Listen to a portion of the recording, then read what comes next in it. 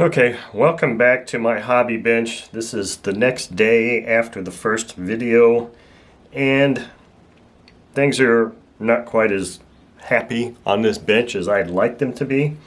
So the worst possible situation happened, and I left off the last video saying that I had only 3 of the 8 head screws that would loosen up. Well, it turns out I spent a lot of time with needle nose pliers, every tool I can imagine.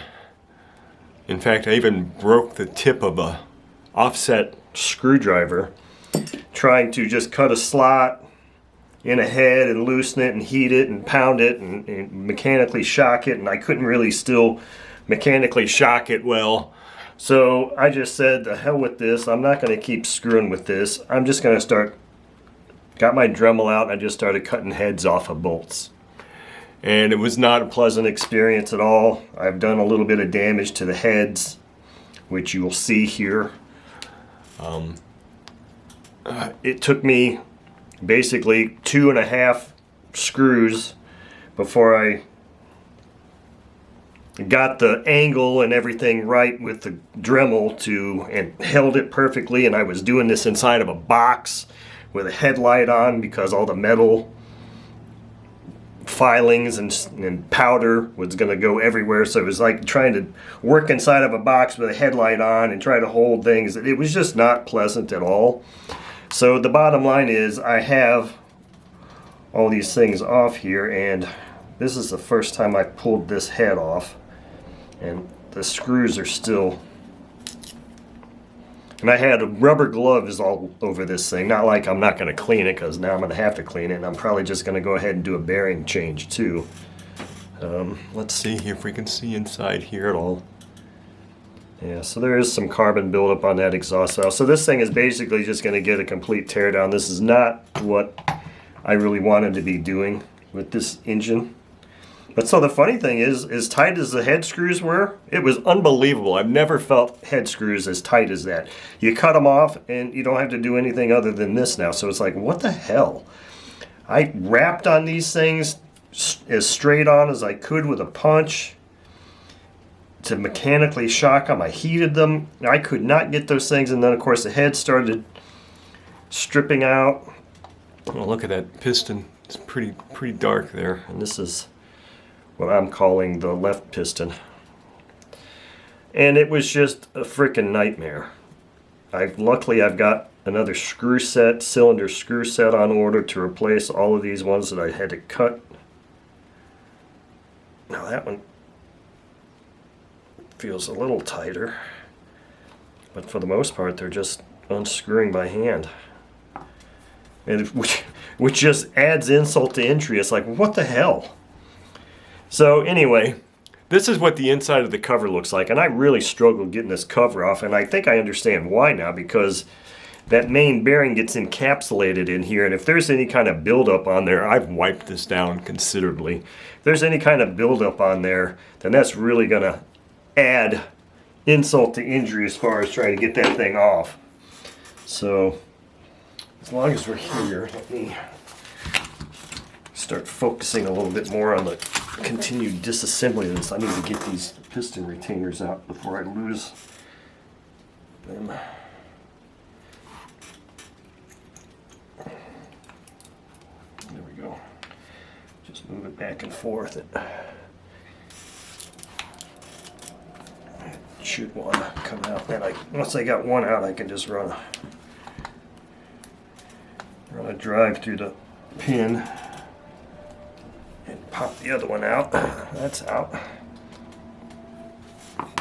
So I do not have bearings on order yet, because of the simple fact that I'm going to have to remove this timing cover before I can get that pin out. Because of the simple fact that my normal supplier doesn't have a listing. Now these were not tight. Doesn't have a listing for Saito 270 or 300T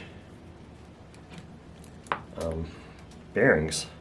So I'm going to have to measure them and see what, they're probably maybe the same as like a 180, something like that. He probably just doesn't have it listed.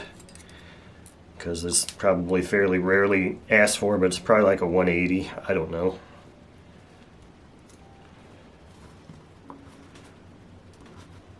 So I do have a gasket set on order.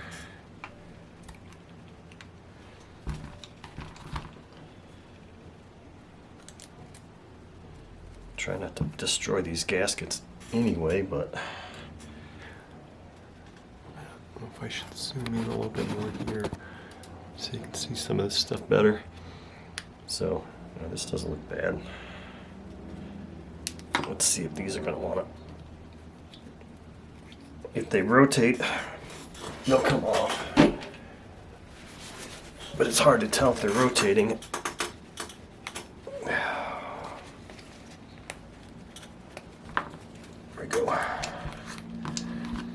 Hard to tell if they're rotating when they're all oily like that. Okay, so now we can get a punch out here.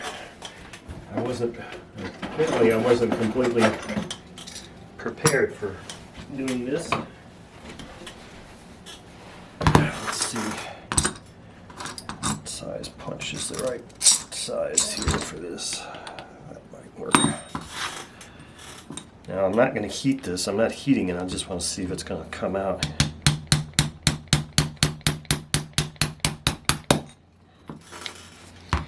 It's coming out. I need a little bit more space.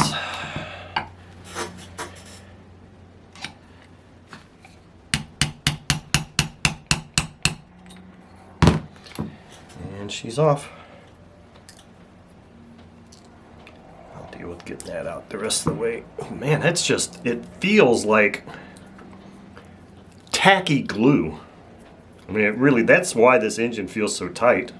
It's just this, whatever fuel I used, I don't think I was using CAT or FAI, but it just feels really tacky.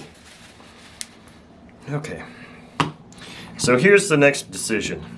Is do I keep, when I put it back together, which I don't have a timing, I don't have any of the timing tools that I used to have a couple years ago when I was installing ignition systems. So I have a feeling I'm just going to remove this stuff and be done with it, and it's just going to be a glow engine. I don't think I'm going to run glow ignition on it. Now this was the head that had the 3 screws that came out, and you can see so I also today went out and I had to buy larger diameter Dremel discs, but I also bought some high temp grill paint to repaint these things after I dress that area up a little bit. Man, this is just a goopy, maybe I should have just had a glove on. This is just a goopy freaking mess here. It really is. So anyway, so this thing, when Keith sent it to me, it was set up for gas completely. The RCXL ignition system, and I think I was heavily editing that first video because it was just really long, and I think I edited out the portion where I was talking about the ignition box, and when I tried to put it on, one of the, if you've ever tried to get those 90-degree angle ignition caps on a spark plug on one of these engines, it can be tricky because you have to get it angled right, know which way you're going to turn it, and then push down and then do that. Well, anyway, I did that several times, and one of them broke free. It kind of broke, the 90-degree part broke, and once that breaks, you're done. It doesn't, you can't JB weld it, you can't, I don't have access to a welder, so I mean, it's done. So I was like, well shit, I'm not going to be running this as glow ignition either unless I invest in another one of those things, and then of course invest in the tools to do the timing. And at that time, 2 years ago, I was like, oh, I'm not doing that. This has got 2 gaskets on it. At least it felt like. Yeah, what the hell is that all about? Why are there 2 gaskets? I wonder if that other one had. No, so now this is really interesting. Now, what? This is just bizarre. Did somebody Was somebody in this engine before, now is the question, or did Saito actually put 2 gaskets on that side for a reason? Is there a reason for that? That's unusual. Anyway, back to the ignition thing. I chose at that time not to buy a new ignition module and invest in the tools to set the timing. So, the bottom line is I've got this Walbro carburetor for this thing, and this sensors that are still good, and I'm not going to use them. So if anybody is interested in a Walbro carb that came with a C&H ignition system, let me know and we can work something out here. This is really stuck. I can't even move this piston back and forth to get that container out.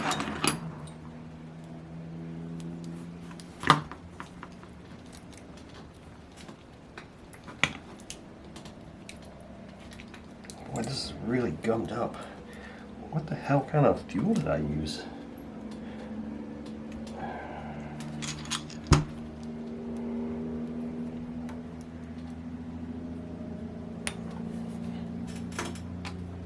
Wow, this is just...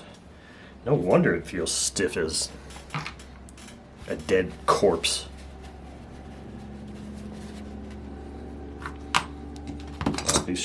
I'm kind of surprised that these pins are even coming out just by me tapping them. That one's... no, I might actually have to get the heat.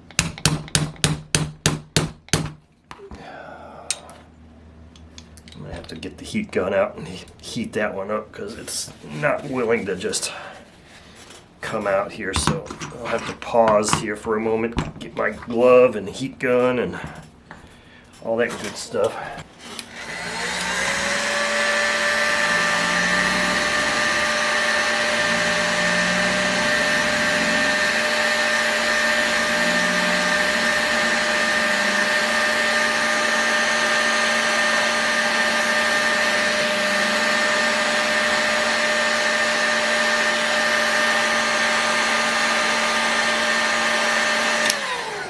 Okay, when you see the oil start flying off and dripping, then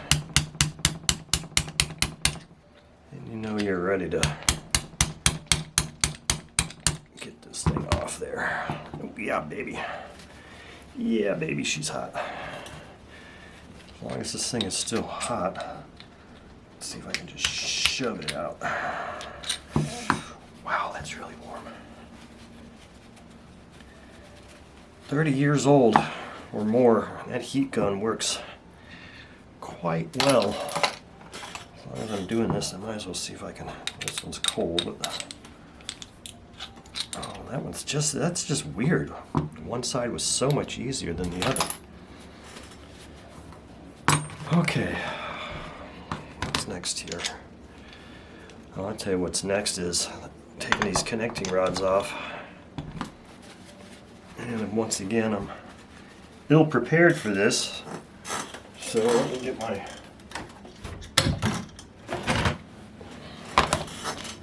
ground drives out here and figure out what size I need for that. It's probably really small.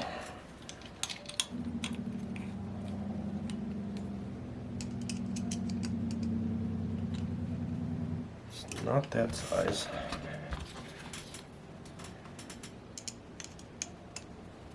That size. I was wondering, this is that right one. I was wondering if I was going to have to heat this up. Probably should anyway, though.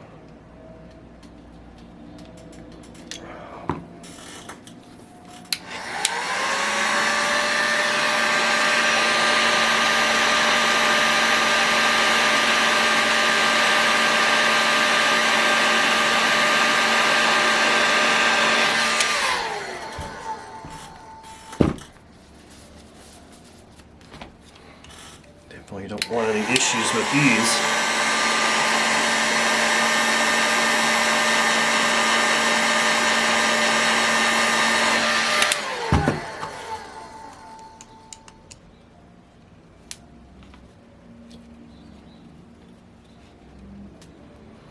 That would be the next seriously sucky thing to have to do. Since you're kind of gummy, are you going to stick to me? Going to stick to the drive?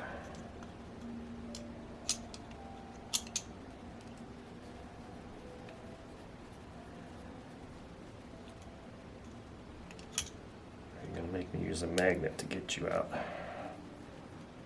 I guess that answers that question.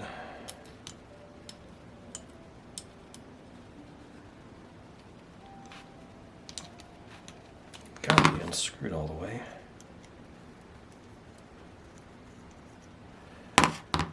There we go.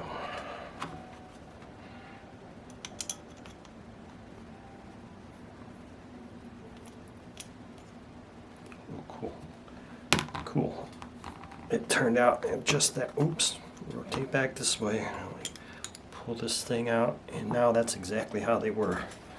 So now I can check and see if there's any kind of orientation mark on this guy. It was like that in there.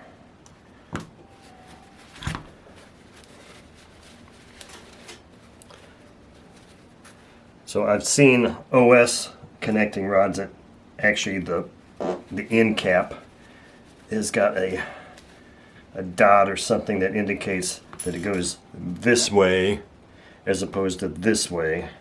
I'm not seeing that here, so that's fine.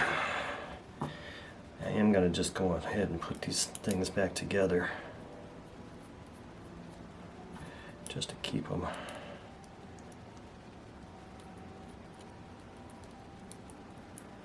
together.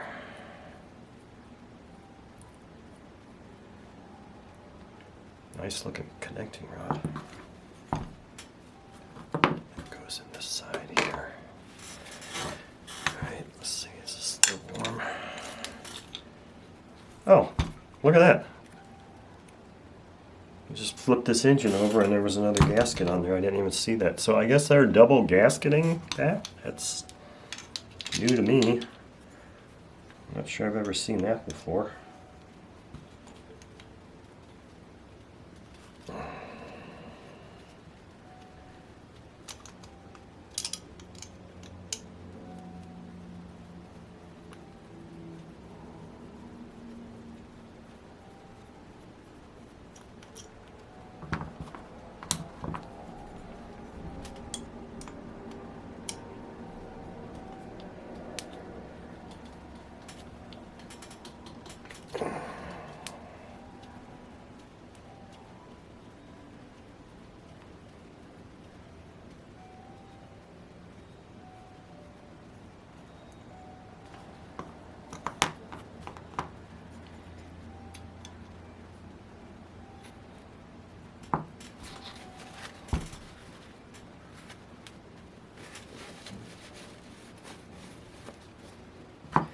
I'm going to maintain their orientation though. At least on this one. I don't know if I did that on the other one or not, but it doesn't look like there's an orientation on these. I don't know, there's something about removing connecting rods from an engine that's just really kind of cool. I don't understand what it is about that, but connecting rods are just kind of cool. That's all I can say. Alright, so now we're to these things. And I'm wondering, I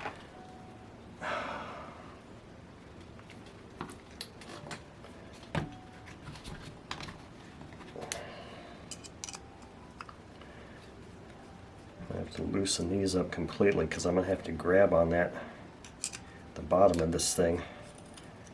Or maybe I can just slide the sensor ring down and grab in here with my pullers to get that off.